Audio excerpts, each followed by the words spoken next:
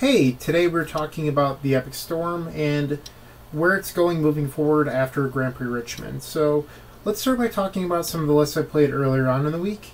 I played lists with green in them. So I played a list with no basic island, and in the sideboard there is 2 copies of Xanadu Swarm and 2 copies of Abrupt Decay. Over the last few weeks, control decks have been split between Grixis Control and Miracles. And with that, Xanadu Swarm isn't very good against Grixis Control. The reason being is they have Fatal Push, Lightning Bolt, and Coggan's Command. On top of those 3 cards, they have a lot of discard spells. This makes a recipe where Xanadu Swarm isn't very effective in that matchup, and with the control decks being split, you weren't getting the maximum use out of that slot. On top of that, Abrupt Decay is really only good against Miracles, where you need to draw your 2 of to kill their 2 of. And the odds of these things both happening aren't super high. And against other matchups like Thalia decks or Eldrazi, Abrupt Decay is a liability. Like, you have to fetch up your Badland, or I'm sorry, your Bayou, and it has to not get wastelanded. It's not great. So because of this, we went to a pure Grixis list. I wanted the most out of my sideboard. I wanted a lot of flexibility, which is why you're seeing 4 copies of Echoing Truth. 0 copies of Chain of Vapor. This is because I wanted all of my bounce spells to answer Chalice of the Void. While Chain of Vapor is a fine card, I love it, it's a super good card, it's not a requirement. Like, it doesn't actually make your deck that much better. It's the best bounce spell by far for the Storm mechanic, but just because it's the best spell doesn't mean it's right for the metagame. And I think that's something that people don't consider sometimes. So with Chalice of the Void being the most popular piece of hate, Echoing Truth is just better. And a lot of these Chalice decks are playing effects like Sphere Resistance or Thorn of Amethyst or even Trinisphere. I faced more Trinispheres in Grand Prix Richmond than I did Sphere Resistance or Thorns. So you're seeing 4 copies of Echoing Truth. And to help support this, you're seeing 14 lands, 4 Chromox. So you're more likely to be able to pay for those extra taxes against Sphere Resistance or Thalia. After that, you're seeing 2 Surgical Extraction, and this is because of the amount of Reanimator that's been online recently. So it went away a little bit with Shadow coming to power, but over the last week or so, Reanimators come back quite strong online, and I was afraid that in paper at Grand Prix Richmond, because it is a budget deck, that a lot of people would pick it up. So it also can come in against control decks to give you some fight against Snapcaster Mage. One thing I'm a really, really big fan of is fighting them on a different axis other than discard spells. So in general, that's why I like cards like Xanadu Swarm, Defense Grid, Surgical Extraction, Pyroblast. Anything that isn't discard, I'm a big fan of, just because you force them to play the game in a different way, and that will lead to a higher win percentage over time. If you're only attacking someone in one way, they'll be able to beat you. And if you look at how control decks used to attack Storm with only spells on the stack, that's how Storm became very, very good during 2010 to 2012. And then people realized, well, if I pair my counter spells with Metal Mage or counter spells with Null Rod, it's a lot more effective against Storm. So think of it like that, where if you fight them on 2 different axes, or axes, you're going to have better success in the long run. So that's why I like cards like Surgical Extraction in the matchup. They have a lot of play. You can shuffle their deck after a Brainstorm in response to a discard spell. Its interaction with Snapcaster, simply removing all their copies of Forcible or Flusterstorm. If they brainstorm a Terminus on top, you can shuffle their deck. Like, there's a lot of applications. It's not as narrow as people think it is. You just have to play the cards correctly. I wouldn't just fire it off for the sake of firing it off. You can use it as a Gitaxian Probe as well, which I didn't mention. So that's that. 3 copies of Empty the Warrens in the sideboard's been pretty standard for a long time. I considered shaving it down recently to just 1, but the Rise of Shadow has changed that. Because in general, I feel like Delver decks have died down a lot, but then Shadow sort of replaced them. So if Delver decks ever if, let's say, Shadow disappears and Grixis Delver stays at the same percentage it is, I think you could probably cut the 2 Empty the Warrens and go for a larger sideboard. Pulverize, 2 Badlands, 1 Volcanic Island. This is to help fight Eldrazi and other Chalice-based decks like 4-color Loam, which have been popping up online. Pulverize is probably my best card in Grand Prix Richmond. I'll go over my matchups in a moment, but I was a really big fan, and I don't see the card leaving anytime soon, but I change my deck list all the time. It doesn't mean anything. So this is where I landed for Richmond. Overall, my performance wasn't very good. I don't think it had anything to do with the deck list. When you prepare for an event, you face to expect some number of Tier 1 decks, some number of Tier 2 decks, and a couple Tier 3. My matchups didn't benefit me at all. So my round 1 was Esper Control. He said he had 7 win conditions in his deck. 4 copies of Snapcaster Mage, 2 Vandalion Click, and a Gurmag Angular. The rest of his deck was Disruption. So it was a pretty tough matchup. Game 1, I had turn 1 Duress, turn 2 Thoughtseize, turn 3 Combo Off, and he had drawn Force of Will. It happens, that is magic. The way my hand lined up, I needed to maximize my mana, and that's how I needed to play. Sometimes people think, well, maybe you should have waited until the turn you comboed off, but that could have given my opponent an extra turn to find Force of Will, because I didn't have that extra mana on the combo turn. So it happens. It's something that you accept as a combo player. In the next game, I had a very strong hand, and I had a couple discard spells to hit his discard spells, and then the turn I was about to combo off, he had drawn Thoughtseize, discarded my tutor, I drew Dark Ritual. Turn after he passes, I combo off, and he had drawn Force of Will. So I had drawn the Infernal Tutor for my turn, I go all in, and he had drawn Force of Will again. So unfortunately that happens, and when my opponent was deboarding, he had shown me that he brought in 4 sweepers. I had taken Empty out for Tendrils, but he also had boarded into Hymnotorok on top of the Inquisitions and Thoughtseizes, main deck Fluster, Force of Will. Like, the guy's deck was just built to beat combo. I had no idea how he did on the weekend, but he certainly crushed me. The second round was Bomberman with main deck Chalice of the Void and Aethersworn Canoness. I managed to pulverize game 1 and then died to my own ad nauseum from 14 life. Which, it sucks, but sometimes that's what happens. I was at 4 life and flipped the empty. It's a classic story, but sometimes it happens. I was a mana off from killing, and I couldn't afford to pass the turn because he had represented lethal by casting Salvagers with a Lion's Eye Diamond and Walking Ballista in the graveyard. Game 2, I won off the back of Pulverize, and Game 3, I had boarded back in the empty. I boarded it out, but I decided that I wanted to be able to win through Canonist on turn 1 if possible. And I keep a hand that if I draw Dark Ritual, I can ad nauseum, but instead I draw Lion's Eye Diamond, and I empty the Warrens for 12 on turn 1 and cross my fingers. It turns out my opponent had 4 sweepers in their deck, 2 Ratchet Bombs, 2 EE. They did not draw any of them, so that was pretty good.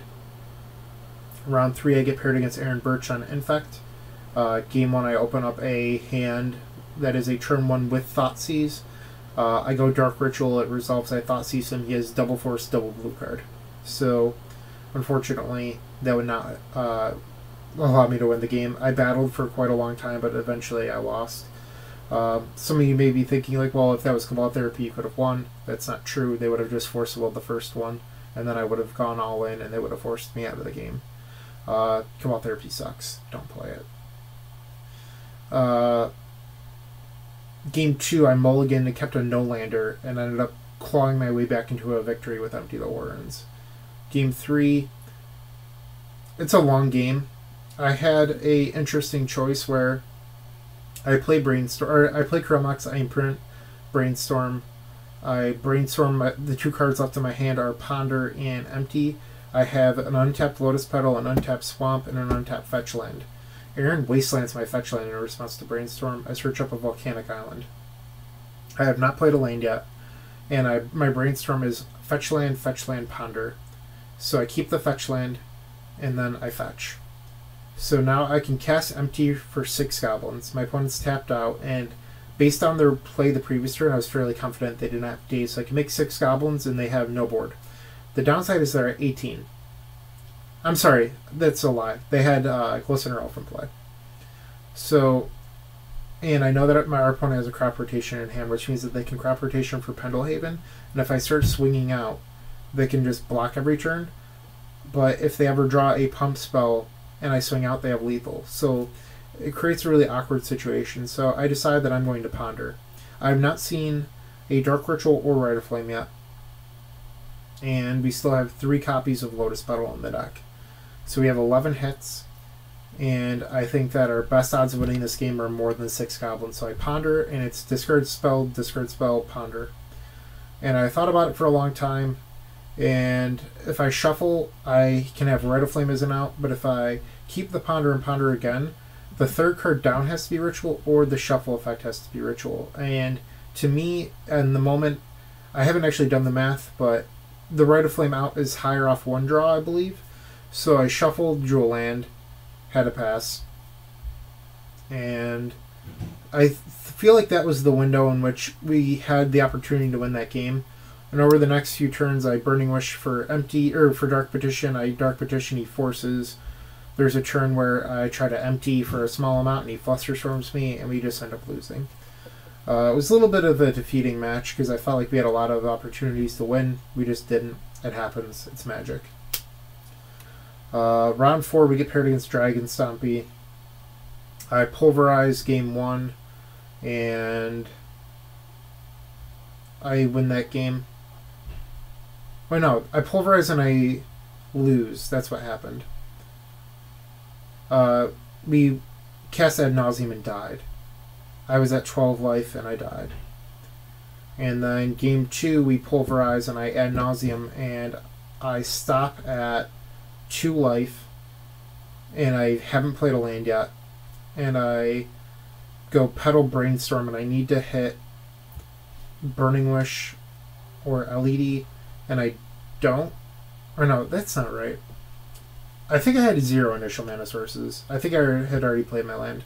So I go Petal Brainstorm, and like pretty much the only way I win is if I hit like an initial mana source and Burning Wish, or initial mana source. I can't remember exactly, but it makes it so that I don't have enough mana to Infernal Tutor. Like, I just don't have the Dark Rituals to go Infernal Tutor, Lion's Eye Diamond, Tutor, Burning Wish Tendrils. I can only make 4 mana with Dark Ritual, but if I had hit a Burning Wish and LED, I had enough to win because I had like 3 Rite of Flames in my hand. But instead, I go Dark Ritual, LED, Tutor, add 3 black, and my opponent just concedes. So we got away with 1 there. Game 3, our opponent goes Mountain Go, and my eyes open because I realized that if I draw anything that's +1 mana, I can Ad Nauseam. Instead, we draw a land, and I Thoughtseize. Our opponent has double Trinister, double Rabblemaster, and a Chandra. So what happens is I take... That's not right. I apologize. They have 1 Rabblemaster, 1 Chandra, 2 Trinister and lands, one of which is a soul land. So I take the Chandra, and then I Petal Thoughtseize, take the Rabblemaster, because I have Echoing Truth and lands in hand, and I think this gives me enough time so that I will win the game. So our opponent goes Trinisphere, and then I draw, I play a land, and then they draw Rabblemaster, play Rabblemaster, I play a land, they play another Trinisphere, and I'm at the point, because I had to burn the Lotus Petal, that if I Echoing Truth, I don't have enough mana to cast the Ad Nauseam anymore, because I burned the Lotus Petal. So I decided that I'm going to wait a turn. And because I want 2 draws to draw the right card, and Ad Nauseam from like 10 or 12 should still win the game. So they draw. It's not a hate piece, it's like another threat. I don't remember what it is. But I end up falling down to 10. I Echoing Truth, I draw, and it's not a mana source, so I can't Ad Nauseam, and I just lose. From there, I drop from the event. So that was my Grand Prix. Shit happens. It's a little disappointing to not do well in the Legacy Grand Prix because there's so few of them, but it's Magic. It is what it is. I didn't get to face Death and Taxes when I'm playing both Massacre and Grape Shot. It's one of our best matchups. You're favored against Shadow. I have a really positive record against Shadow. Mike Grix's matchup's been favorable. Delver. This list is really weak to Miracles, though. And even against Bomberman, I boarded in Surgical. I ended up boarding out Surgical because I didn't think I actually liked it in the matchup when they had Chalice in their deck. And there was like no Black Red Reanimator in day 2. I think there was like 1 or 2 copies out of like 100 and something people, like 185 people. So I don't know how good Red Black Reanimator actually is, and I didn't see a whole lot of it. So I spent a lot of time thinking on the way home about the deck moving forward, and I was wondering if I should add green again for Abrupt Decay and Xanad because Miracles won the GP. There's also a lot of Miracles in day 2. The issues with that is you make your deck worse against everything else by playing green, because you lose Basic Island, assuming that you want to keep Pulverize. And I still don't think Xanad Storm is super good in the metagame. Like Miracles, I saw a ton of Miracles players leaving in Swords and Terminus and everything else. So I'm going to try something a little different, and we're going to talk about that right now. So it's pretty much the same. So main deck, there's -1 Chromox and +1 Cabal Ritual. I'm not actually sold on this change. I know that 2 other TES players did it at the Grand Prix, and I was talking to Brian Gallagher earlier this week, and he said he was testing it and liking it. I have a fundamental issue with it, but I'm willing to try out new things, and my issue is that your deck is strongest when you have 4 Chromox in it, because you have 4 Empty the Warrens in your 75, and when you board up on empty, you really want a 4th Chromox. And you're an Ad Nauseam deck. Like, I had 2 failed Ad Nauseams in the Grand Prix with 4 Chromox.